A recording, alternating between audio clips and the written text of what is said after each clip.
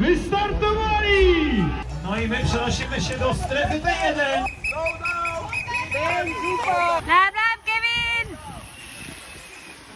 Läheb, top 15 on siinsamas, läks! Gratulacje, przypomnijmy jeszcze raz. Tubli! Ma kohta ei tea, aga jooks oli päris hea. Ahoi, päris mitu päeva on juba Rzeszowi Euroopa karikaetapi võistlusest mööda läinud. Võttis natukene aega, et see väike videoklipp valmis saada. Mõtted on olnud palju, reisimist on olnud palju, kõik võtab aega ja eks ma ise ka natukene lükkasin seda edasi, aga lõpuks tuleb ära teha. Räägin siis üsna lühidalt, mismoodi võistlus kulges ja kuidas üldse seal võistlustel läks. Alustame siis kõigepealt sellest, et peale Olstinit siis liikusime järgmine nädal algus kohe sinna Rzeszowi ja saime seal mõnda aega treenida, tutvuda selle linnaga ja vaadata, millised need tingimused meil seal tulevad. Ütleme niimoodi, et linn oli ise väga ilus, jõe ääres ja väga uus. Ilmad ka ikkagi olid soojad. Ütleks niimoodi, et peale Hispaania laagrit ma ei ole lühikese vormiga veel isegi Eestis sõitnud, aga seal siis üle pika aja sai lühikese vormiga sõita. Treeningud sujusid üsna hästi. Tunne oli hea, küll natukene need peale kukkumist tekkinud marastused mingil määral andsid tunda, aga nädalaga ikkagi paranesid nii palju ära, et võistluse ajal ei seganud midagi. Võistluste start oli meil õhtul 18:30, üsna hiline start ja distantsiks oli sprindidistants ehk siis 750 meetrit ujumist, 20 kilomeetrit ratast ja 5 kilomeetrit jooksu. Eelnevatel päevadel juba vaatasime võistluskeskuses, et kui start tuleb meil veest, mitte pontooni pealt hüppega. Kui toimub see võistlejate tutvustamine, siis esimesed jooksevad vette ja siis niimoodi üksteise järel lastakse vette.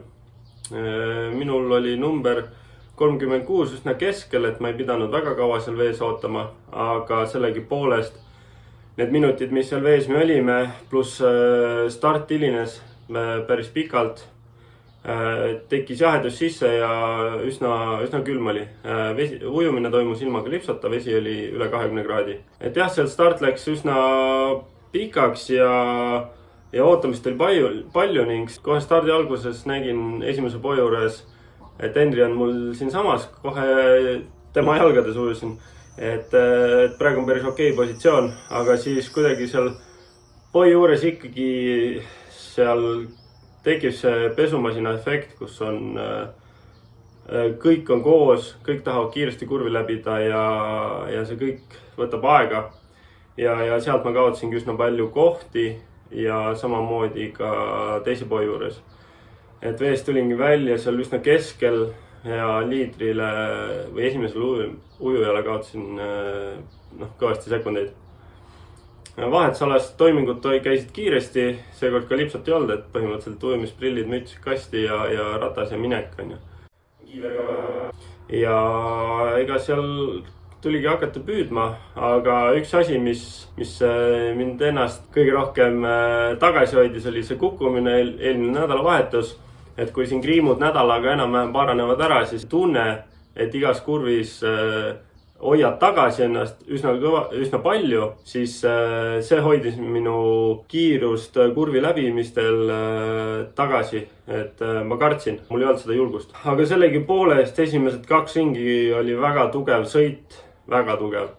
Et mul isegi seal Hendriga ja tema pundiga oli vahe seal 12 sekundit, aga seal oli väga palju tagasipöördeid, mis võtsid väga palju energiat ja ma ei jõudnud ikkagi sellele pundile järgi. Ülejäänud ringid siis sõitsime väikse pundiga, mis meil oli mingi 5 tükki, mingi 1-2 pluss mina, tegime tööd, ülejäänud lihtsalt sõitsid, et väga palju energiat läks rattasõidule ja kui numbritest natuke rääkida, siis normalized power oli 354 vatti.